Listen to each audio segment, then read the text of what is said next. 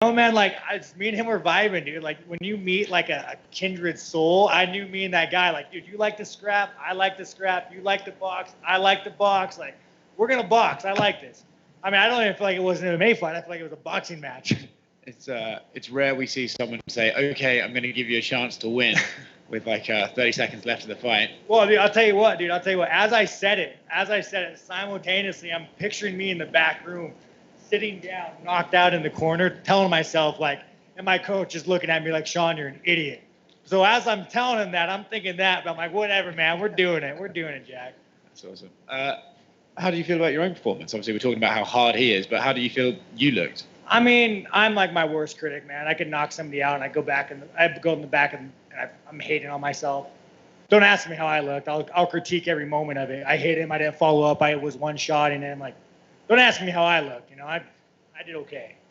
Fair enough. You know, sometimes it's frustrating not to get a finish right, but I think it's fair to say that when a guy's as tough as that, you can just sort of let it go and just be like, ah, well. Well, you know, man, I really did try. Like, I was smacking him. Maybe I could have followed up a little bit more and tried to, like, put him out, but you know, that's something I'm out to live with. And Jack, those overhands, man, when you're in there and he's throwing those overhands and they're smacking your arm, I mean, they're not landing, but, like, it's a scary feeling to feel somebody smack you with a rock in your arm. Like, oh man, that was like 5 inches closer. I've been waking up right now.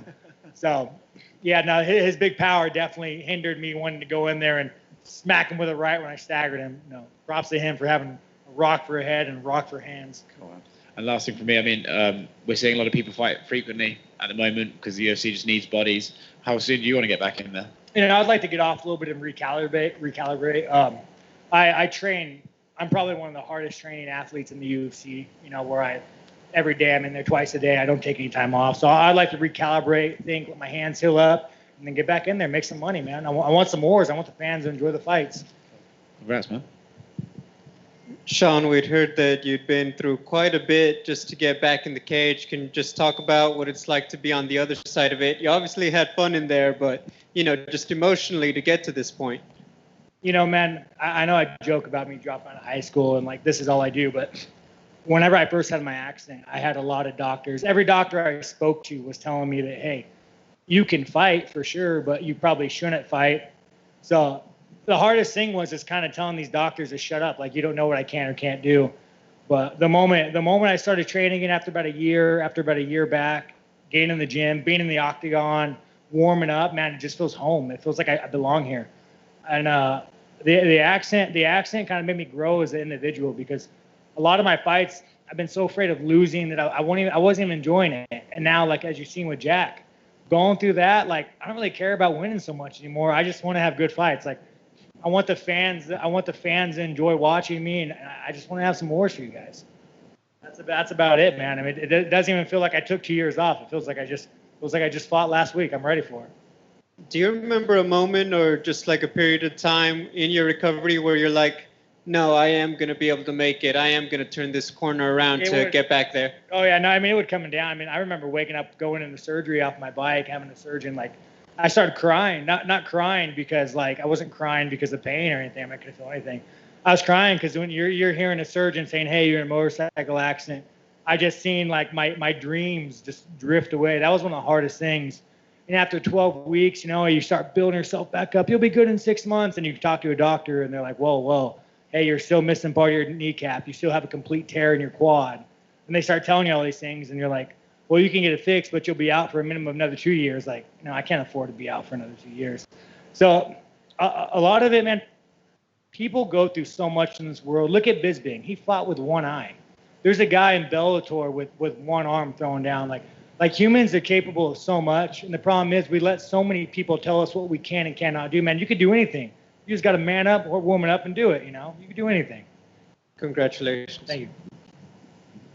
When you got back in there, I know it's been 2 years and you've been working on things, you've been rehabbing your body.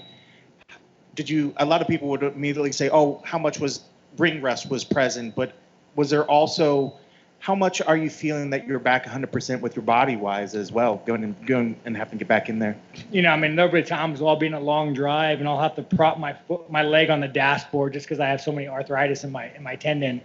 But at the end of the day, man, like it's all in your head. If you could do anything, all that pain and you just put it out when you get in there and you enjoy it, you know, like I'll deal with that shit when I'm old. I'm 29. I got a few more years left in me. I'm gonna ride these. I'm gonna ride it till the wheels fall off. Let's have some fun.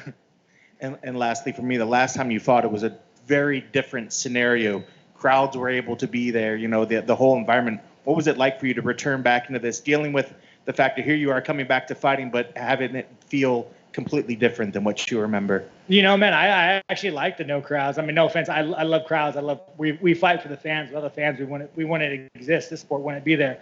But it was nice to be able to hear cracks, to be able to hear coaches talk. Like, it felt like I was just in a fun sparring session, you know. It was good. I enjoyed it. But I'm also looking forward to having the fans back again. And looking forward to 2021, what sort of plans and goals do you have for yourself? You know, man, like I said, I re-signed my contract right before my accident, so I have 3 fights left in the UFC.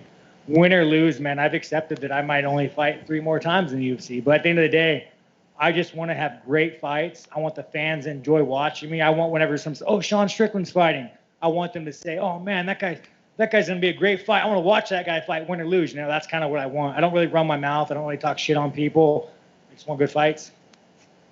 Thank you. Congrats. Thank you. To your left here. I think after, you know, an accident like you've had, some people probably wouldn't get back on a bike. It seems like on your Instagram that's not the case for you. Can you explain that kind of mentality as far as getting right back on? So I'm going to tell you something personal about me. When I was a kid, I was kind of like, you know, I was bullied a lot. My family kind of sucked. I love my mom, love my siblings. But, you know, I kind of sucked. And I remember being a kid watching Terminator, right?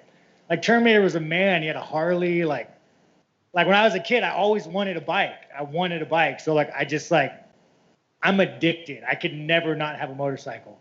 And I hope to God that, you know, I don't crash, but it's just one of those things where, like, being on 2 wheels is just like, it's in my blood. I can't give it up. Thank you. Anyways, thank you guys. Appreciate that, guys.